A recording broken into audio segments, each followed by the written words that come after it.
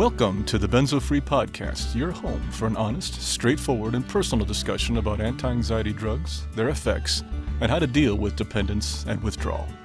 Whether you have taken benzodiazepines, Z drugs, or any other tranquilizers, know someone who has, or you just want help dealing with chronic anxiety and insomnia, this is your podcast.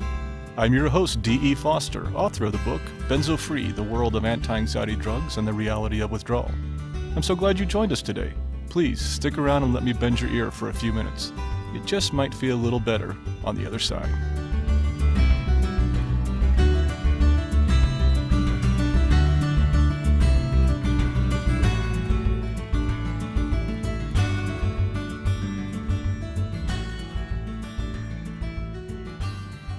Hello there, this is D, and welcome to episode 82 of the Benzo Free Podcast.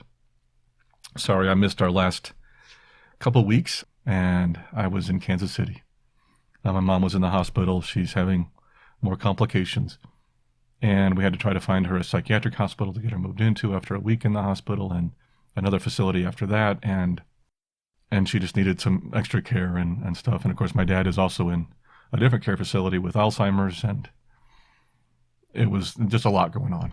I can honestly say that those of you who deal with elder care, who have to deal with aging parents or complications about that, I understand. I now get it. I understand the severity and the overwhelming nature of handling all this. It's been a lot. It's been a full-time job for me since January, and one that I'm just trying to get through, and I am getting through, as I mentioned in my previous podcast. Surprisingly, I'm handling a lot more than I thought I could, but it still gets overwhelming, and I have now taken 6 trips from Denver to Kansas City, round trip, since January, and I'll be taking a few more here coming up pretty soon too. So we also have a house to sell. We have to do an estate sale. We have to clean it out.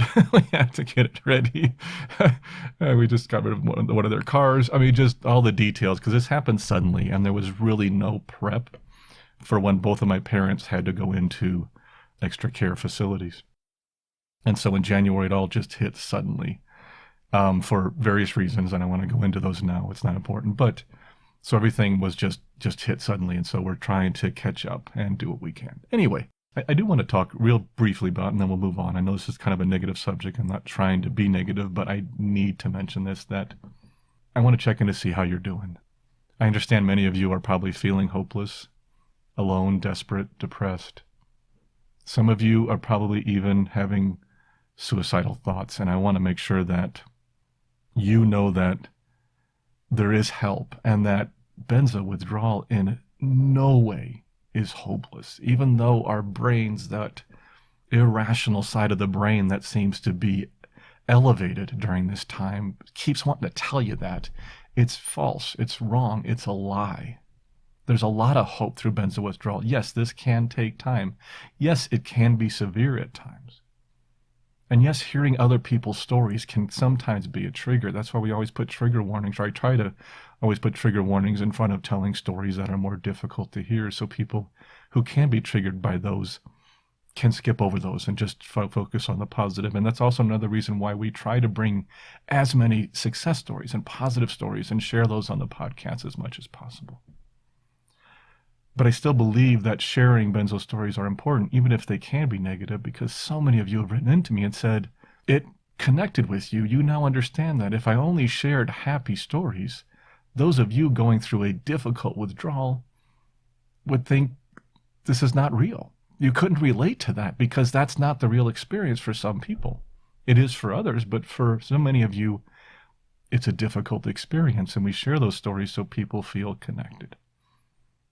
But we got to be careful not to hear those stories and think and tell ourselves that this will be me, because it won't. Everybody's story is completely different. And don't forget, the people who write into us are usually some of the people who are struggling the most. That's why they listen to the podcast. That's probably why you do. And that's why they share their stories, because it has been an extreme story. All the people who've had it easy, few of them ever listen to this podcast because they don't need the support. And there's thousands of people like that out there. So many who have successfully withdrawn with little or no difficulty. Or they've had some moderate difficulty, but they've gotten through it. So I want to try to emphasize the hope that, please, if you're feeling suicidal or anything like that, please get professional help. We have resources on our website at easinganxiety.com/resources. There's a whole section on suicide prevention there. So please check that out and look into that. And remember that, as Ashton mentioned, this is manageable. Benzo withdrawal is manageable. Please remember that this is temporary. Even if it takes months, for a few of us, it might even take years. But everything we've seen says it is temporary, that we do heal. Please remember that there is a lot of hope for benzo withdrawal, and we're learning more and more. We're finding new treatments and new processes and new information. We're creating clinics. We're creating more research. There's so much good stuff coming down. Please remember that this is a temporary condition. We heal. We're going to get past this. You will get past this. So just please hang in there. Sorry about that. Didn't mean to make the introduction kind of dark, and I'm not trying to go there. It's just some things have happened over the past few months, and I wanted to make sure that you understood that I understand the suffering as best as I can of so many of you, and that we are here to help. I'm here to help. There are organizations that are here to help. You are not alone. You will get through this. So just hang in there. Try to find something positive. Try to cling to those good days, those good feelings, and realize that this is manageable and you can get through it. Anyway, today our format will include our introduction, which you just heard, our mailbag, and our moment of peace. Peace. However I say that.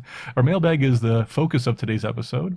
I always love the episodes where we hear more from you than from me. So I love these because I love to hear from you, and I love to, comment on some of the stuff you've shared. So also, before we move on, don't forget, we'd love to hear from you. Comment on the videos on YouTube, on our podcast posts, or via our feedback form on the website at easinganxiety.com/feedback. And while you're there, perhaps you might want to subscribe to our mailing list or even donate, to support the work we do. Every little bit helps. And last but not least, the Benzo Free Podcast is for informational purposes only and should never be considered medical advice. Anyway, so let's move on to our mailbag as I slow down my talking a little bit. I think I got a little speeded up there. So let's move on to our mailbag. Our mailbag is our feature today, and since we have so many to share, I have a lot of comments and questions in my queue. I thought let's just focus on one section today, and that is on comments from our YouTube channel. So these are I have been getting a lot of tongue-tied lately. Some symptoms have come back lately. I can honestly write them off as being mostly triggered by stress, so please don't freak out that I'm starting to get more symptoms. I'm getting them because I've been extremely stressed lately. But one of my symptoms that I do have now when I get stressed too much is I get tongue-tied. And so if you hear that here, I'm leaving it in because it's what we do. It's what we do in benzo withdrawal. But these are going to be YouTube comments that people have commented to on our Benzo Free YouTube channel. And let's just dive right in. Why waste any time? Our first two comments are all from the same person. This is from Viper7777 on YouTube. And I have two separate comments from Viper, and I kind of wanted to comment on both of them. So here's what Viper said. I also suffered from protracted withdrawal from Klonopin after a 13-year usage and CT'd. But I truly believe it's not actually withdrawal we suffer from after many years, but instead a type of temporary brain injury. I think we all need to look into changing how we define the terminology. Just food for thought. Well, thank you, Viper. Let's comment on this first one, then I'll share the second one from Viper. But I agree. In fact, there's a lot of discussions going on, and I may have mentioned this in a previous podcast, but we are in a lot of different circles, I think, in the benzo community and in the medical world, in the medical professions, with see, there I go. Within the, what am I trying to think of? The medical industry, you know what I'm saying? Within medicine, we'll go with that.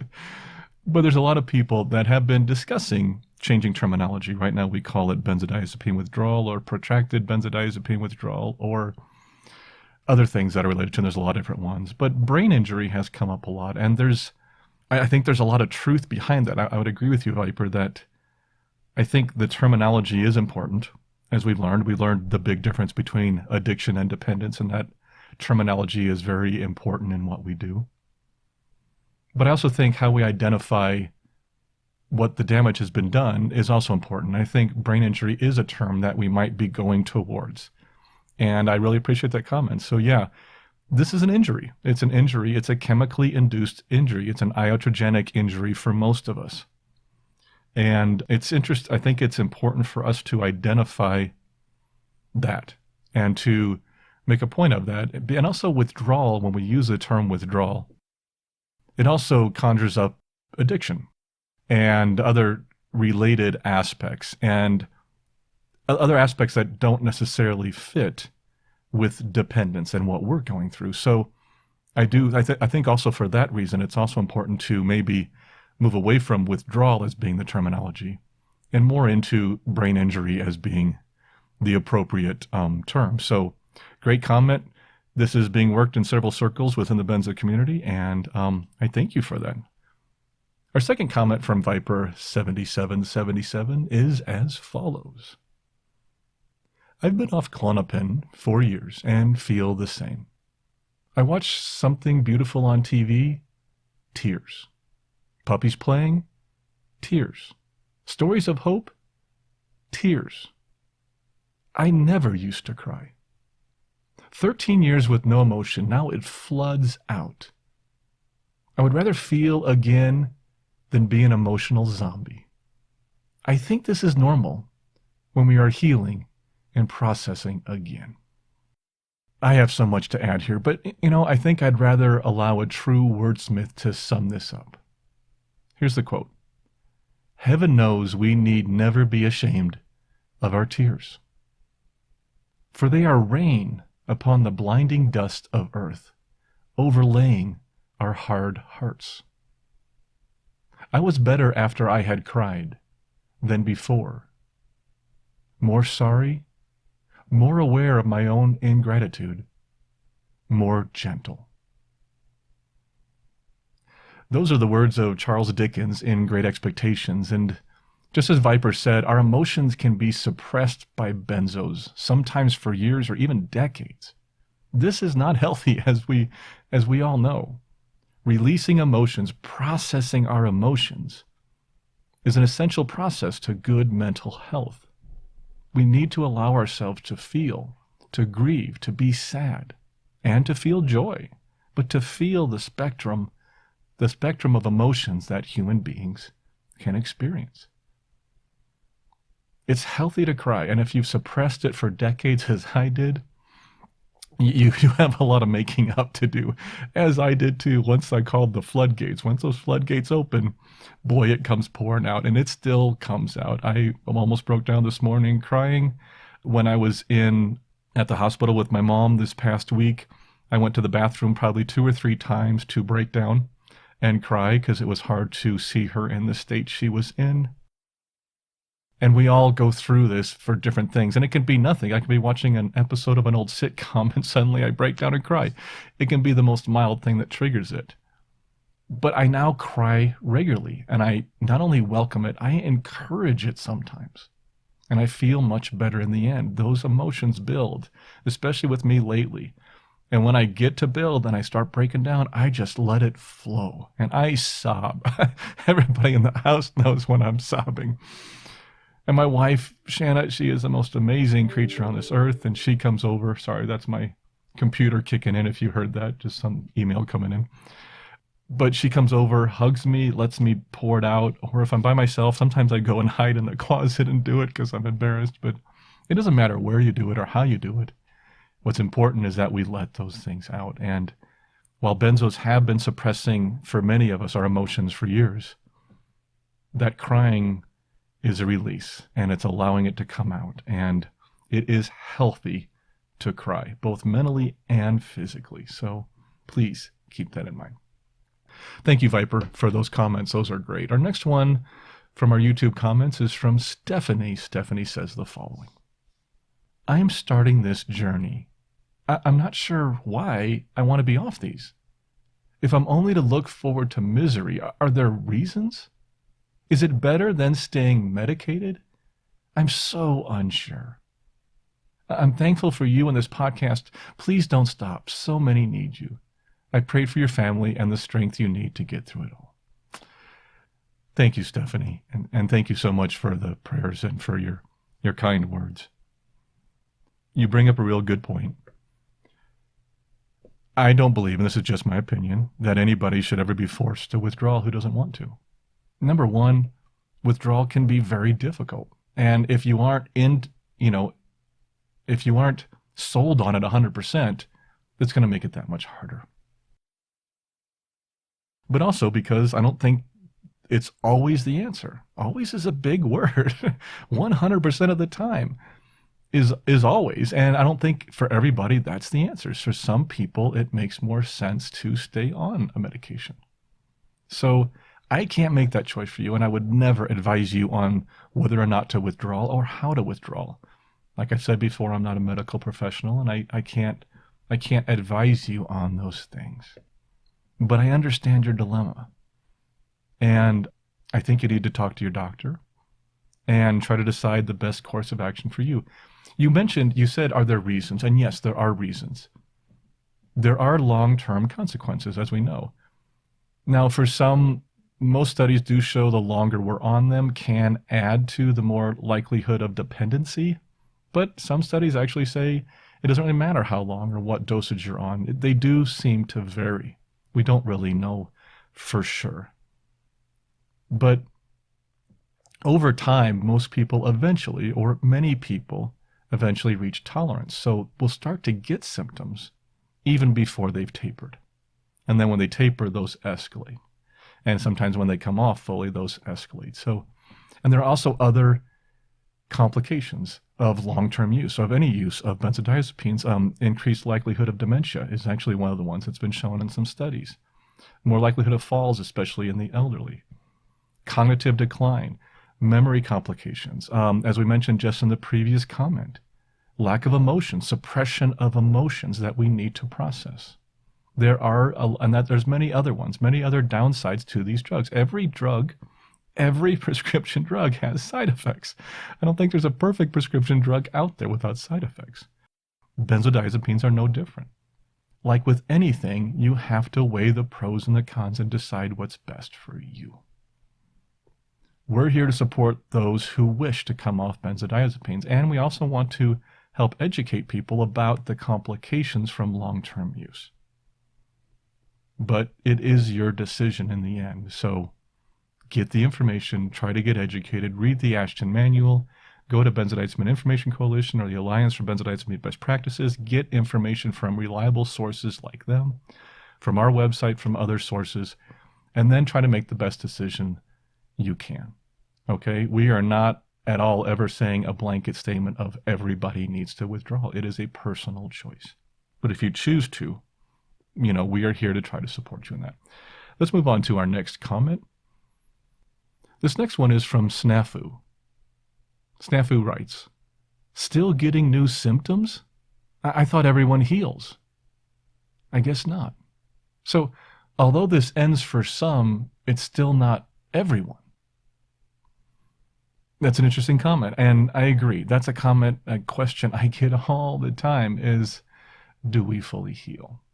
This is what Ashton mentions in her manual.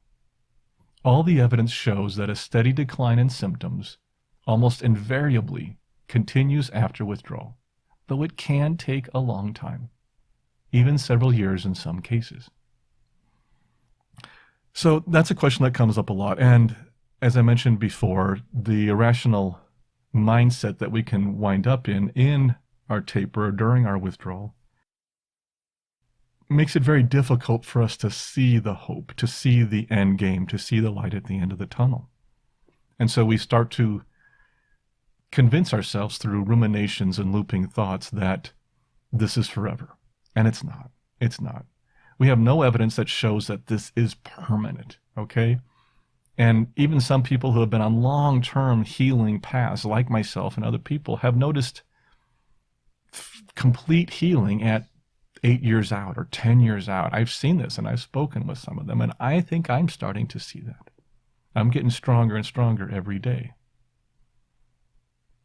And maybe I will, maybe I won't. Maybe I'll continue to have some of these symptoms that I have now. And guess what? If I do, that's okay. I've accepted my condition a long time ago and the limitations that come with it. And I'm moving forward in my life with those limitations. What else are we going to do?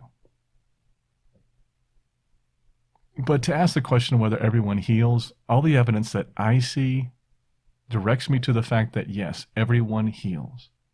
The problem is the length of that healing. Some people heal within weeks or months. Some heal within years. We don't really know. There's some indicators as to who's more likely to have a more protracted healing pattern, but we don't really know, and the studies aren't really there to clarify the issue for us. So I hope that helps. I'm not sure if I really gave you an answer on that, but it was one I thought it was important to talk about. Our next one is from Not Me on YouTube. Not Me writes, when my anxiety hits hard, everyone and everything I perceive as a threat to my well-being, and I unwind alone. Then when my mind becomes more rational, I review my action, and I can see where I overreacted. And if I have to make amends to others who were there at that time, I do so. My doctor reduced my clonazepam down to 1/4 milligram per day. I feel like I have permanent nerve damage. I pray that this will eventually heal. I have to stop listening to the lies and focus on truth, love, peace. I needed to hear this message of hope. Thanks again for all you do. Thank you, Not Me. There's the ums that come in. Great comment. And I understand. And it's like we were just talking earlier about the irrationality of our minds. And you mentioned there, when the mind becomes more rational, I review my actions and I can see where I overreacted. And I think so many of us do that. I did that many times. I would be more irritable or short-tempered or something during my withdrawal, or confused or overwhelmed with feelings. And then I would come back later and say, hey, that was a bad day, or that was a bad hour. Thanks for sticking with me. Sorry about that. I think it's important to keep other people who are around you informed about the cycles you're going through. And I love what you said there about stop listening to the lies and focusing on truth, love, peace, the messages of hope. I truly believe that there's something to positive psychology. I don't think it's everything. I don't think there's a panacea out there for any of this stuff, to be honest. We're not that simple. We're complicated creatures.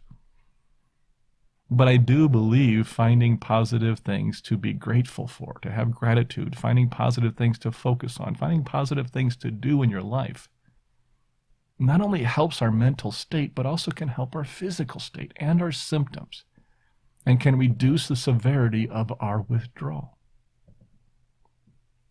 I think it's a great message you're mentioning there, Nami. Thank you so much, and thank you for the comment. I love it. It was great to hear, and thanks for that. Let's close this out with one more. I have one more real quick. This is from Fradumi, if I'm pronouncing it, and it's very short. Fradumi says, 33's, bleh. We're going to back up and do that again. Fradumi says, 33 years on lorazepam. Any questions? Now that comment, I think I know the direction this person's going, but I might be wrong. And if I am, I apologize. But I think what this person's saying is, I've been on these for 33 years, probably with little problems. What's the issue? And we talked about that previously with the comment earlier about should you withdraw or not. And I think it's a question that keeps coming up because it's a good question. Some people have been on these drugs for decades and have had little complications from them.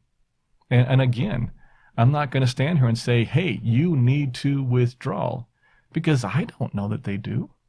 Maybe they're doing okay with it. We still know so little about the real complications of long-term use. We know for some people, and for many people, actually, long-term use leads to dependence, and dependence leads to a difficult withdrawal period and some very severe complications during that withdrawal. And even before the withdrawal, with tolerance or inner dose withdrawal. But some other information has hinted at that's not everybody. There are some people who have come off the benzos after long-term use with little or no complications. There are some people who have taken them, like this person, for decades and perhaps have had little or no complications. The truth is, we don't know why. We have, again, some indicators maybe in some areas, and we're still trying to put that together. We're trying to do some analysis on a lot of different data that we're finding all over the place, and we're trying to get that combined and make sense of it. But we need a lot of research, a lot of well-vetted scientific research, and that comes with funding and that comes with time, and we still need a lot of work on that. But sure, if I was still on my clonazepam, I was on that for 12 years, and if I was still on it for 20 or 30 and not having any problems, I would have to seriously think as to whether I needed to stay on it or come off it. Knowing me, I probably would have still chosen to come off it, just because I know who I am. I think I got in my head, once I learned about the complications of long-term use of benzodiazepines, I got it caught in my head that this drug was destroying something within me, and that may be true. It may have been causing brain damage. I believe it was for me. So I wanted it out. In fact, I wanted it out immediately. I just wanted to stop. Thankfully, I read the Ashton Manual, I got information online, joined some discussion groups, and went to a doctor who actually wanted me to stabilize for 6 months even before I started my 18-month taper. And I'm grateful for that. Still had a lot of problems, but I think it would have been a lot worse if I had cold turkeyed, or if I had started the withdrawal or the tapering earlier when I wasn't as mentally stable as I became. But that's me. I wanted the drugs out. I didn't want to be dependent on a medication. I didn't want to take any more medications than I needed to. I think you got to find your own path. Please, everybody, work with your physician or find a doctor you can work with if it's not the one you currently have, and decide what's best for you. Get educated, get solid, reputable information. Like I said, best sites I think are Benzodiazepine Information Coalition, the Alliance for Benzodiazepine Best Practices. We're going to put some more together, I think, through the Benzodiazepine Action Work Group as we develop this further and further. Of course, our site, Easing Anxiety, please check that out and get some solid information on what's going on. Anyway, I think that's going to close out our mailbag. Let's go on to our moment of peace. If you have any more comments or questions, please send them in to us. We would love to hear from you. Now allow me just about 25 seconds for our disclaimer. This podcast is for informational purposes only and should not be considered medical advice in any way. The host of this podcast is not a medical professional, nor is he engaged in rendering medical, health, or psychological advice, nor any other kind of personal or professional services. The views and opinions expressed by our listeners and interview guests on this podcast, whether read from textual submissions or presented in their own voice, do not necessarily reflect those of the Benzo Free podcast or of its host. Withdrawal, tapering, or any other change in dosage of benzodiazepines, non-benzodiazepines, or any other prescription drug should only be done under the direct supervision of a licensed physician. Our full disclaimer can be viewed on our website at benzofree.org/disclaimer. And that brings us to our closing, our moment of peace. It's just 1 minute, and it's an opportunity to quiet your mind a bit before you return to the chaos of the real world. Please remember that you should only do this if you are in a safe place where you can close your eyes, relax, and let the world pass by without you for a minute. Let's get started. Close your eyes and relax.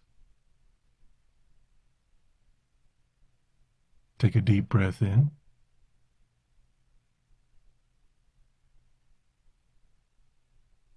Hold it for a second and let it out slowly.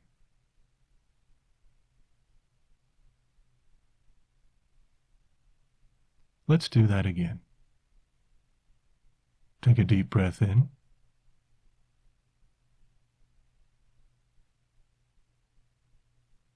Hold it for a second and let it out slowly along with all the stress of the day.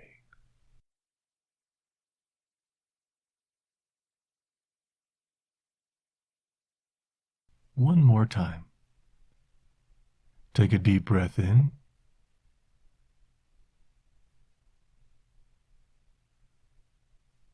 Hold it for a second and let it out slowly, relaxing your entire body.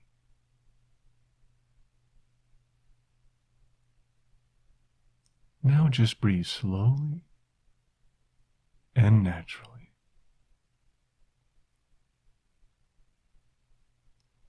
And listen to the peaceful sounds of nature in the background as you relax your entire body and find the peace within. If your mind wanders, just gently bring it back to your breathing. Continue to do this for 1 minute.